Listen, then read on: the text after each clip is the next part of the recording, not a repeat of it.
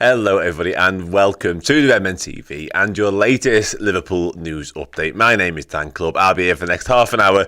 Also, just have a good old chat about anything and everything to do with the Reds. We've got a few news stories I want to bring to your attention and have a good old discussion about as well. We'll talk a little bit about the game yesterday. Couple of the injury concerns arising from that, and obviously it is of course the international break as well, so if you want to chat about where some of the Reds are jetting off to, where they may or may not be playing in some cases, then let's do it. This is a forum, this is an open conversation. Feel free to chip in as and when you see fit. I hope everyone is well. It is Monday afternoon, of course.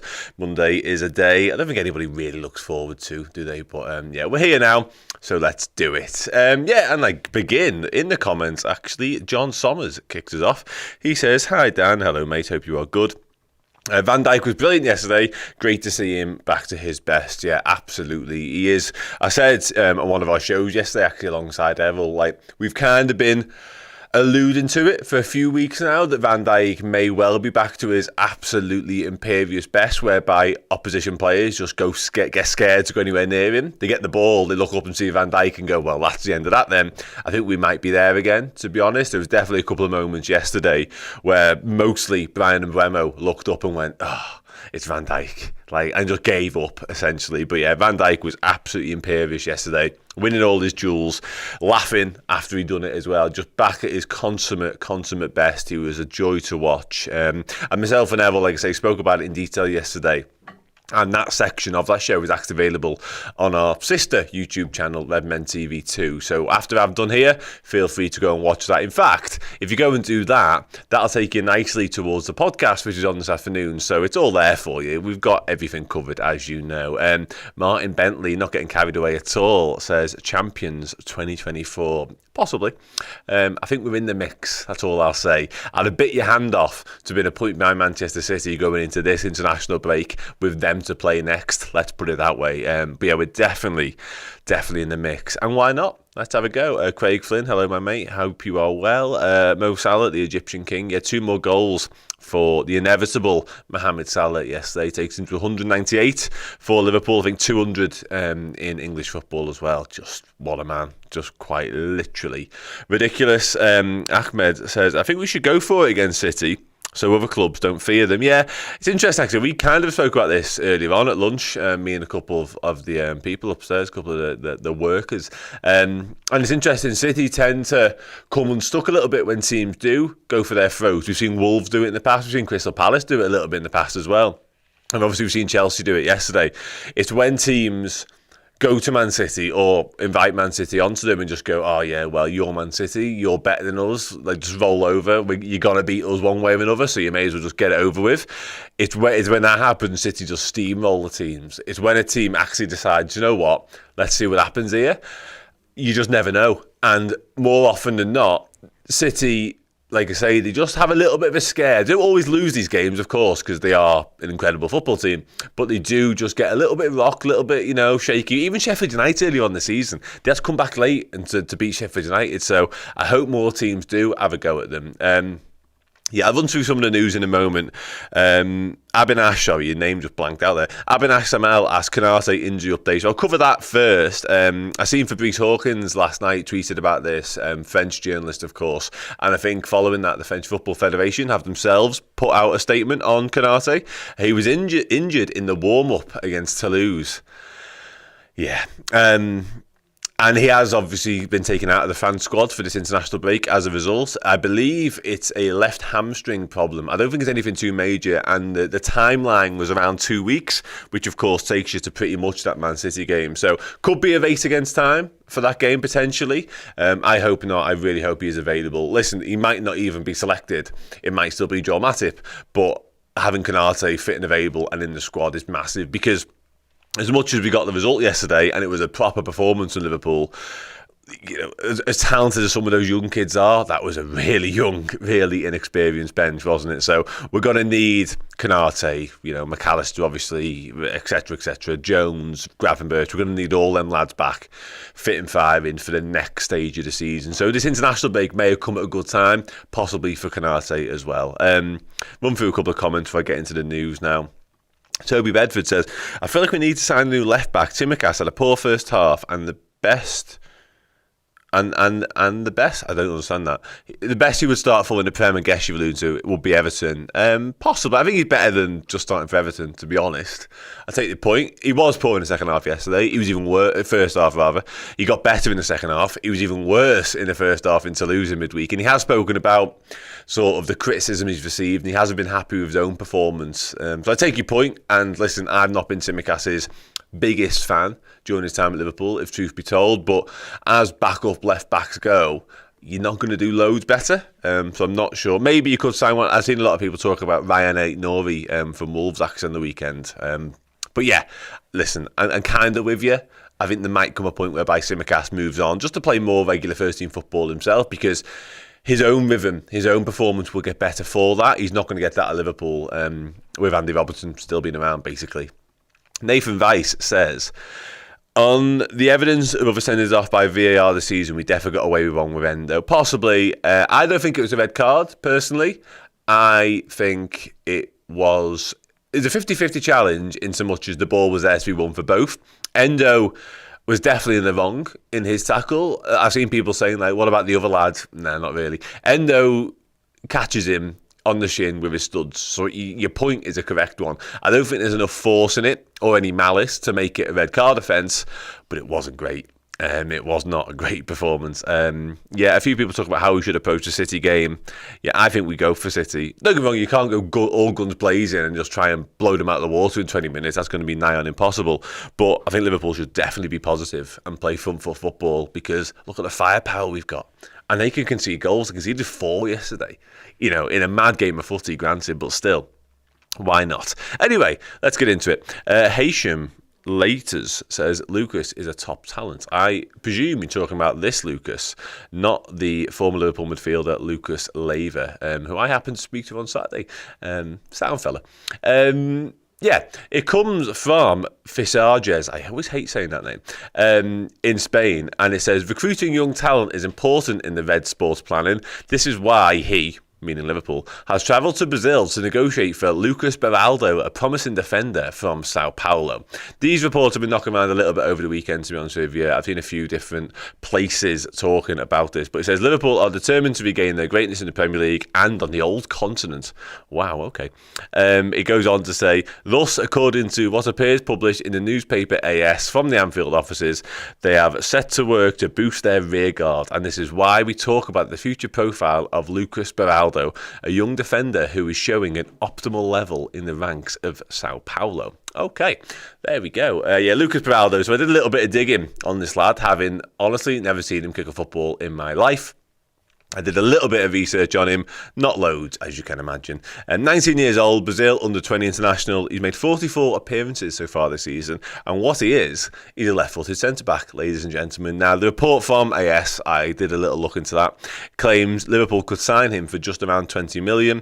It isn't the first time Liverpool have been linked with a centre-back as well, because last month a report from 90 Min claimed that Chiefs from Merseyside were taking a keen interest in the emerging talent. But yeah, apparently Liverpool have flew people over to Brazil to watch him firsthand. Obviously, we may as well have a camp out there now, considering we were there the other week in the Maracanã to watch Andre. Apparently, there's a story that rumbles on and on. But yeah, haven't seen loads of this lad. What he is, like I say, left-footed centre-back. He fits the profile of what I think we're looking at. Somebody a moment ago mentioned sort of by signing a backup left-back for Tsimikas.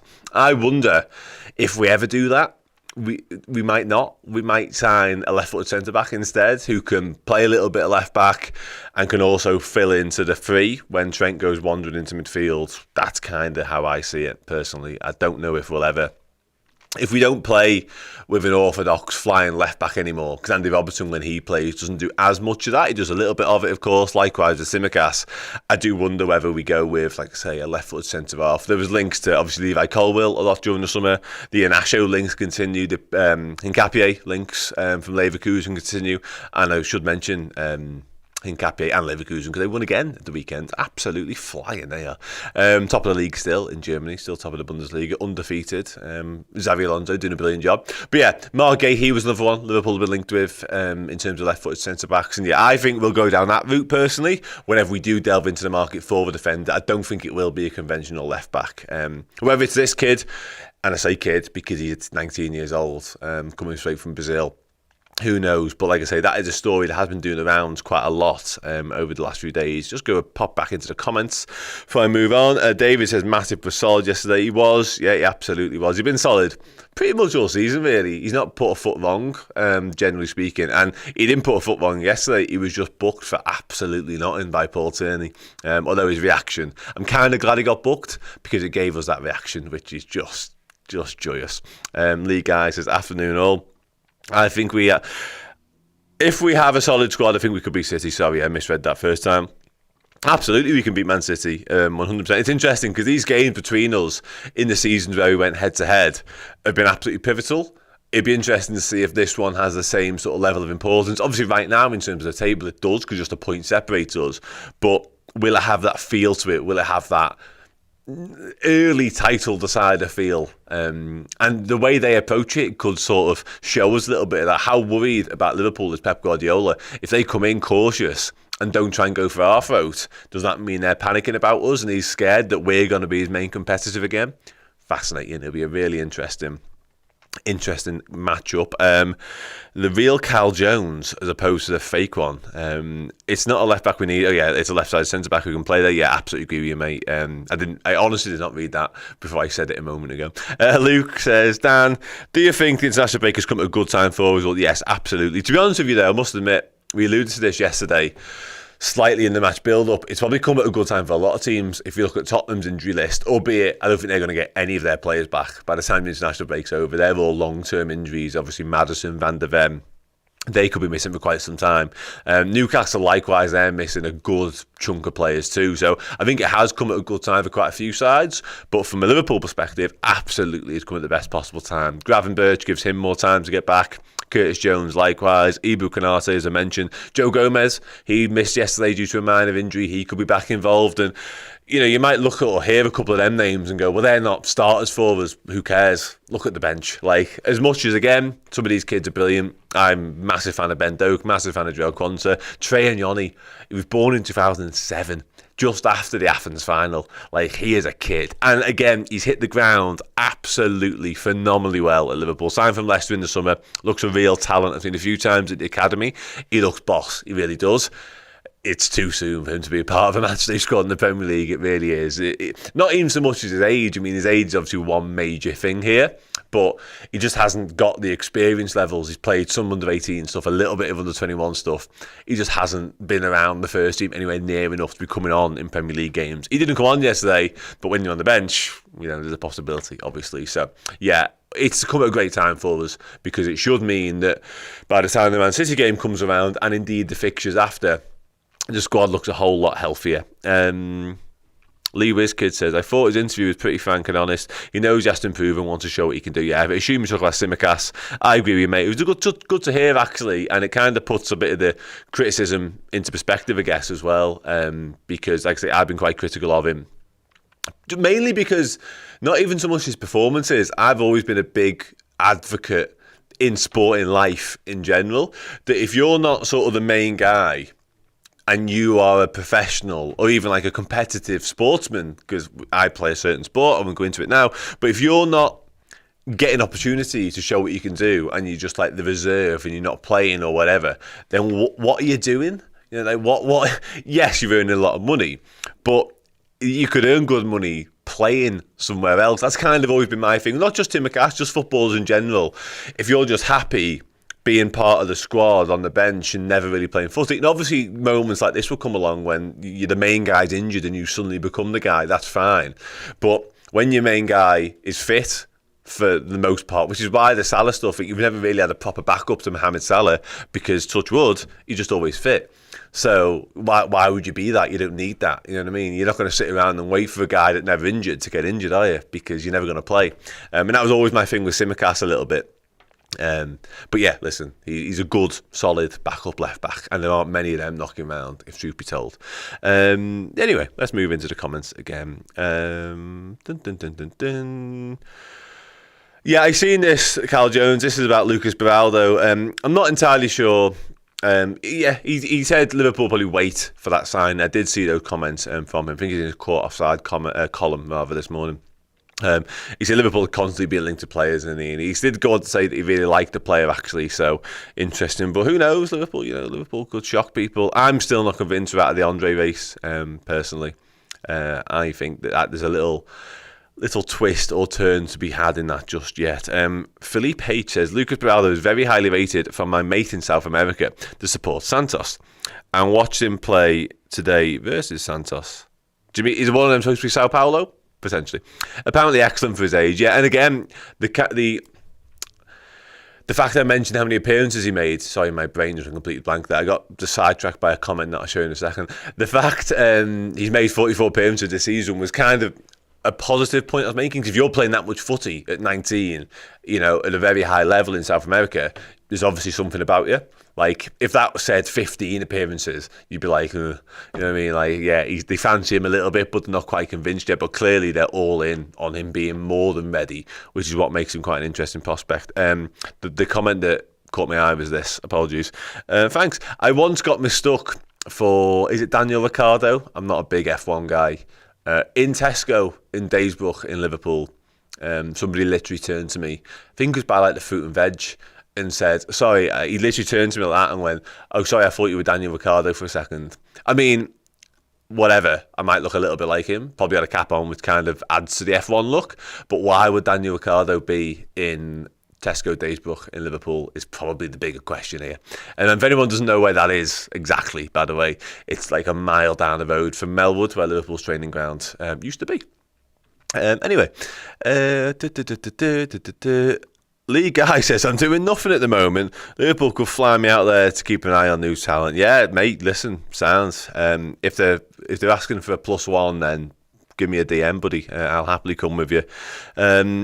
The real Cal Jones says Lloyd Kelly could be an Andy Robertson type style signing, which is interesting. I wasn't going to talk about this, but I will allude to it now. There's no article for it, so let's not bring it up. But there was a report last week, which I touched upon on here, saying Liverpool are interested in Lloyd Kelly once again. Obviously, we wanted him back in his Bristol City days. And the report from Football Insider says they would have to pay, Liverpool or Tottenham would have to pay 25 to 30 million for the Bournemouth defender in the January window.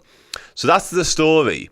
My take on that story is that he's out of contract next summer, like the end of this season. No one's paying that for him when you get him for nothing in 6 months' time. That's mental. Absolutely mental. So I agree with you, the real Cal Jones, in so much as Kelly could be an interesting option and one that makes a lot of sense. Left-footed, centre-back, left-back, perfect. But for that price, are they mad? Like, who wouldn't just wait a little bit? Sorry, I've just... Oh, it's all right, nothing. Who wouldn't just wait? You know what I mean? You think he's 25 off the top of my head, so he's not a bad age either. And if it allowed Liverpool more room to do something else in the market for a different position because he was free, then makes loads of sense. I would personally like to see us go and sign the one, like an elite guy. And I think Lloyd Kelly's good, but he's not an elite guy, is he? I would like that myself, even though I think they are going to come in and be a little bit back up to Virgil van Dijk, back up to Andy Robertson. But still, you want them to be probably a little bit better than Lloyd Kelly. No disrespect, Lloyd. Jacob Weddle asked, what would that mean for Quansah? I assume, again, you're talking about signing the left-sided one. And that's a really interesting comment. And I've been banging the drum about Jarell Quansah for a good couple of weeks now. So if you've heard me say this, forgive me. I don't think... People have already shoehorned him into being this Virgil van Dijk replacement. He's not left-footed. Neither is Virgil van Dijk, obviously, but Virgil van Dijk plays that left-side centre-back role like an absolute dream, doesn't he? And people have instantly just gone, well, Quansah will just be that then. I don't think he is. I think he's the right-sided one. I think he could just replace Matip at the end of the season in terms of his squad role. I really do. And I say that from obviously watching him. I say that because he's right-footed. And also, again, I seen him play for the academy recently for the 21s against Benfica. And he was alongside, I think he was alongside Amara Nallo. Possibly, it might not have been Nallo. I think it might have been. Anyway, whoever he was alongside, Jarell Quansah was very much the senior player because he's been with the first team, he's been in and around Jurgen Klopp's squad, etc., etc. So he, you would imagine, could have chose which side of centre-back he wanted to play on. Because again, elder statesman, 20 years old, just come off the back of playing Europa League football, etc., etc. And he chose to play on the right-hand side. Now, that could be because his partner is much better on the left, potentially, but Quansah chose the right. So it makes me think, well, he's quite happy on that side as well. I just see Joel Matip in him. I do. I think he's got the passing range of Van Dijk, not as good, but I think he's got a similar sort of passing range, so I get it. But I think there's a future for Quansah, even with signing this left side I want to do. I don't think it impacts his development whatsoever, personally. But again, could be wrong, been wrong before. Alexander says, I don't know anything particular about this player, but links that would seem to indicate a recent positive shift in our transfer strategy, regardless of how it turns out. Would you agree? Yeah, absolutely, yeah. And it does. There's a couple of things to that. Obviously, it suggests that we are looking further afield for some more transfers. Obviously, we had the Andre stuff now, a couple of different lads from Brazil, including this latest one. So that's positive, because I was getting a bit fed up of us just waiting for a lad to blossom in Europe and then us going and getting him. See Darwin Núñez, see Luis Diaz, see Alexis McAllister. I was a bit, not annoyed, but like, if Brighton can unearth these talents and the teams in Portugal can, why can't Liverpool? So going direct to source is definitely a positive, because you get it cheaper, you get it first hand, you allow them to grow with you as well, which is always good.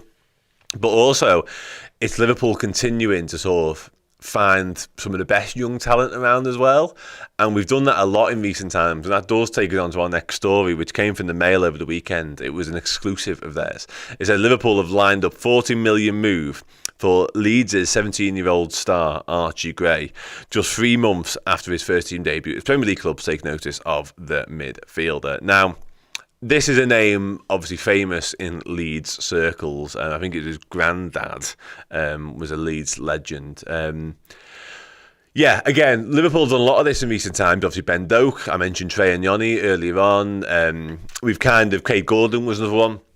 We've gone to sort of the academies around the country and the first teams around the country in some cases like this one, and found their best talent and brought them to Liverpool and allowed them to grow. Bobby Clark's another one that springs to mind, actually, and allowed them to sort of develop within our system, and we'll sort of take over the rest, if you like. I had a quick look into Gray, and what was interesting about Archie Gray's stats, I'll bring them up now in just 1 second. He's played 15 times this season in the Championship, and obviously we're so early in the season, that's more or less every single game. But if you look there, like, that is versatility, that. So he's played 13 times as centre midfielder, 12 as an attacking midfielder, twice as centre forward, just once as a left winger, 7 times as a defensive midfielder, and 5 times as a right back. Now, what's so fascinating, he was compared to Trent Alexander-Arnold as well in one of the articles I've seen. But what's so interesting about that is if you look at where Liverpool need to strengthen their squad, not necessarily the first team, but their squad, I think a lot of people would say one of the areas is having a backup right back and a lad who can play in midfield, possibly a DM as well. Now, I know we've got Pacetic, we've got Conor Bradley, we've got Calvin Ramsey out on loan too, but is anyone absolutely adamant that both Bradley and Ramsey, and given their injury issues especially, will make it at Liverpool? Potentially not. You know, Pacetic himself had injury problems as DM, and he could be an 8 and not a 6. So in terms of profile, it's a really interesting one. Where the interest in Archie Gray isn't so appealing is the price tag that was mooted in that article, because it said £40 million. £40 million. Wow. Absolutely not. Are you mental? Yeah, not happening for that price. Interesting prospect. Like I say, his versatility is really impressive. 15 championship games this season. Leeds are high flying now. They beat Leicester over the weekend. So great. Not for 40 million. Sorry, lads. Pop back into the comments. Toby Bedford says, do you think we should renew Matip's contract in the summer? Possibly.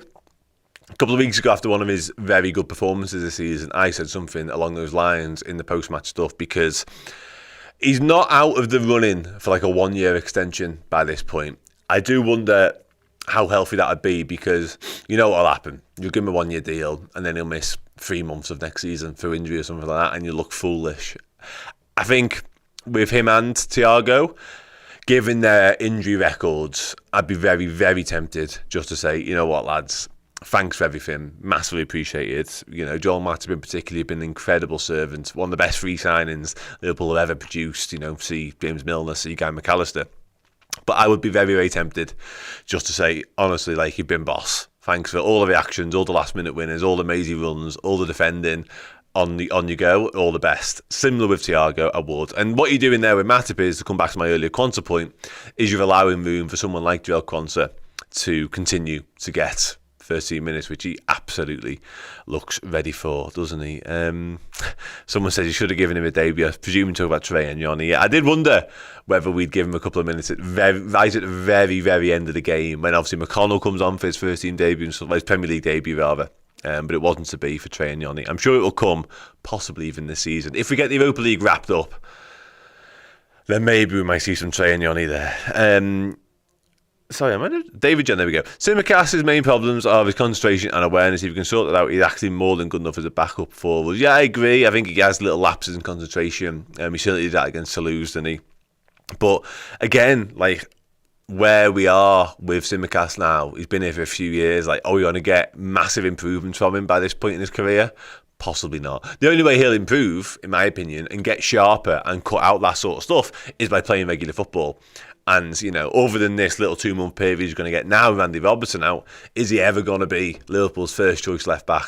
Probably not.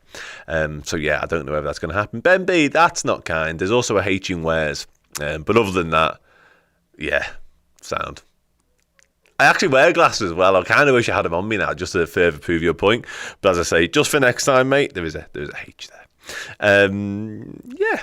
Ait Nori and Inasho Ben B returns. Sorry, man. I'm only joking about the hate stuff. I do apologise. Would be phenomenal signings for the Reds. Even João Gomez from Wolves. Okay. Ait Nori was boss. He was brilliant on the weekend. And he's been brilliant for a while, actually, for Wolves. I like Semedo on the other side, to be honest. But again, he's more of an out-and-out left-back, isn't he? Is that something we're going to go and do? Possibly not. Hisham later says Johan Bakayoko is a Salah replacement. Yeah, the guy at PSV. How's he doing at PSV now? Is he setting the world alight? I'm not entirely sure. I did look at his stats a couple of weeks ago on one of these shows. I'm not going to do it now. Got more important things to be doing. But we do need to sort of start thinking about that potentially, whether it be for next season or the future. And we are going to have to try and replace Mohamed Salah at some point. You never walk alone, says Danny Dyer. Yeah. Interesting. Yasmin One says, would you ever do reaction to LFC women in the WSL? We do have the Red Men TV women's podcast, which does a lot of that. But yeah, and it's why not? We discuss it loosely. I've been to watch the derby earlier on a few weeks ago. So yeah, quite possibly. Let's see why not. Drew 1-1 yesterday, I think I might be saying. Or Saturday, rather. Yeah, sad. And the great vid, okay, don't know what that means. I'm going to rattle through some more of the comments now. Connor Mohan says, called Kelly months ago, absolutely brilliant. Yeah, he had a lot of injury problems, didn't he, when he first got to Bournemouth? Because I say we were quite heavily linked to him at one point. Then he goes to Bournemouth, and then after that, he really struggled, and he kind of felt like it was a bullet dodged somewhat. But again, he's come good again. He's captained Bournemouth a few times this season too. So yeah, possibly. Nalo is left-footed, you make the point. Yeah, possibly that was the reason. I'm not entirely sure it was him he even played alongside, but if it was, then that would make an abundance of sense. But Quanta was perfectly fine on the right-hand side of the fence as well, like sound. And I think he always will be. I don't see this Van Dijk stuff. And given the way Van Dijk's playing now, like how far away are we from needing to replace him? A good few seasons by the looks of it as well. So, yeah, I don't know about that myself. Jay Kurt says, Beraldo sounds like a great option. Left-footed, distribution is excellent. Age profile's perfect. I think Matip will go at the end of the season. Quansah and Beraldo is a good future. Yeah, possibly, mate. Yeah, I do think we need left-footed centre-back. I do. And I know it's almost become like just the said thing now. But for the way we're playing, it just feels like the perfect sort of... There's a couple of final pieces of this jigsaw. One of them probably a 6, and the other one is that left-footed centre-back. Tallest 93 says, this Archie Gray is the real deal. If you play FM, you know he's good. Do you mean this Football Manager? Because I literally downloaded it on Friday and started playing it. And it's boss. I'm not that far into it yet. I've had quite a busy weekend, but I haven't seen Archie Gray develop into a world beater just yet. But listen, it could happen, and I'll keep you posted every time I'm on these news stories. Last couple before I go. Lee Wizkids, do you think we are moving towards defenders who can play all across the back line, thus fitting any system we use? Quanta playing right back and centre back, Gomez seeming to cover. Yeah, possibly. And I think, like I say, when we do go to a 3, it's important that you have those options. If we're going to persist, which it looks like we will, if we're going to persist with the Trent moving into midfield stuff, we're going to need lads who can do a little bit of everything. He plays for Sao Paulo, buddy, in Brazil. And he's played. Oh, somebody's put it just below. Yeah, no way we're paying 40 million. Not for a talent, anyway. If he was to sort of finish the article, possibly. But we're not paying 40 million for a 17-year-old. That's absolute insanity. And Tallest93 says something very similar. It's an interesting name, by the way, that. RSC's, not this name, the tallest one. I'm concerned FSG could give Matip another extended contract. Don't be concerned about it. I don't think it'd be the right decision. Myself, I spoke about why earlier. Same with Thiago. I don't think it'd be the right thing to do. But yeah, I also wouldn't be concerned because he is very good. And he continues to be very good. But yeah, we'll see. I'm going to bring up this one. We don't do that, really. Well, we don't do that. We just speak about news. And again, like, I've just brought up a couple of news stories. We have a chat about it and on we go with our lives. I'm not sitting here telling you that it's very, very true and Liverpool will definitely sign this lad or anything else. I just want to talk about it because it's what we do. I spoke about injuries as well. I spoke about the game yesterday. We just have a good old chat, to be honest with you, Ian. So, you know, just enjoy yourself. Relax. It's all good. It's all good. I will start to wrap up now, because I'm aware I'm just talking by this point. Just going to make sure I haven't missed anything important. I think we're okay. Cool. Sound. I'll clear that comment. And then, yeah, last one actually. Ben B says, Konate is a worry for the club. Yeah, his injury record is so annoying. He can't play 6 games back to back, can he? It's so frustrating because he's absolutely brilliant. But unfortunately, the trend of not being able to get Konate out there consistently continues. Is yesterday's absence. We've had an explanation now. I mentioned earlier on the hamstring problem. Kept him out of international duty as well. Picked up in the Toulouse warm-up. But he just disappeared. Like, I had him on my starting 11 yesterday, and then when he wasn't, I thought, well, he's definitely on the bench. Vanished. Gone. Thin air. And it is annoying because, again, he's boss when he plays. But anyway, thank you so much. It is mental. Thank you so much for contributing. Thank you so much for watching and indeed listening. It is massively appreciated. A couple of bits of housekeeping. Buy one of these jumpers because they're boss and really warm. It's really warm. And I think if you can still use code NEWS to get 50% off 3 months worth of Captain subscription on Redmen Plus, sound. Thank you again. Take it easy until next time. Bye. Thank you so very, very much for checking out the video. If you enjoyed it, drop a like. The season is now well underway. If you need extra Redmen content, be it podcast, videos, documentaries, interviews, and general shows, fill your boots on redmenplus.com today.